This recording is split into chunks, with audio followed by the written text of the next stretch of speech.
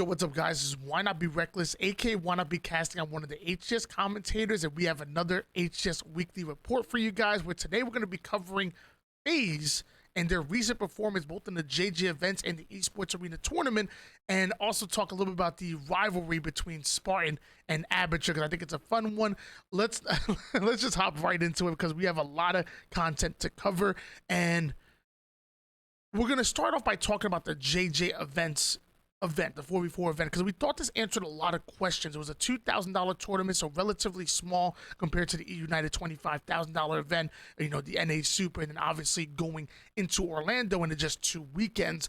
But a lot of the teams, especially the top teams that are, you know, fighting for that top 4, decided to get some valuable practice and compete in it. And we thought this answered a lot of questions. We saw Faze, you know, get back into that top 4 potential. We saw Gamers First and Complexity go at it, which we thought was really important. They're both really hot teams that can really contend for top 8, top 6, and maybe be a dark horse squad going into that top 4. And we saw Gamers First get the big win. So we thought these questions got answered. But one thing I've learned about Halo Esports, the only constant is that things are always changing.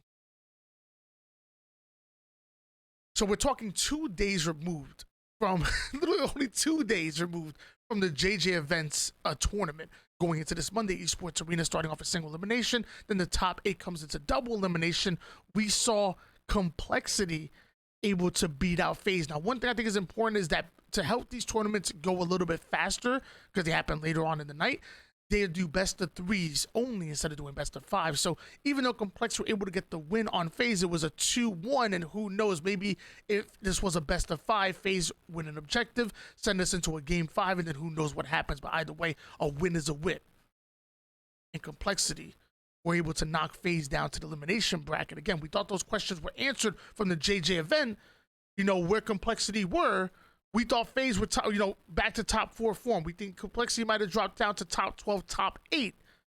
But now things are starting to equalize a bit, because obviously Faze go down to the elimination bracket, and even Native Black, who didn't compete in the JJ events tournament, by the way, even Native Black able to take down Faze in a 2-1. So not only was Faze beaten by Complexity, but they didn't even make it to the grand finals of this tournament, really kind of buckling a bit, you know, obviously not knocked out, but maybe knocked down a bit, because literally just this Saturday, we were talking about this team getting back into that top 4 conversation and looking more like the God Squad we thought they were going to be all the way back in June.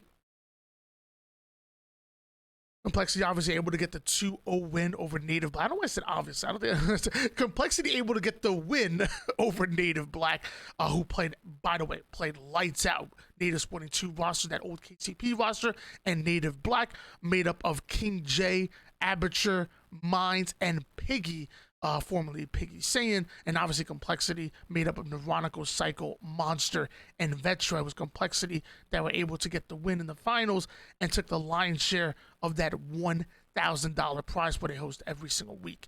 And it wasn't just enough for Complexity to get the win, and it wasn't just enough for Native to pull off the upset against Faze.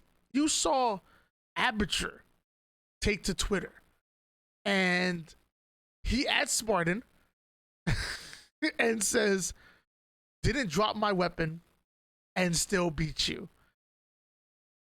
And on first glance, this looks like it's a bit unwarranted, but if you remember, maybe about a week or 2 ago, Spartan, who obviously one of the more vocal professional players when it comes to talking about the whole GAs, like gentlemen's agreements have been a big topic of discussion. Like, people hard left, hard right, up, down, left and right. You know, some people in the middle, but Spartan is hard for GAs. And if he sees you disrespect, or if he did see you disrespecting it, he had no problem calling you out on Twitter and letting you know.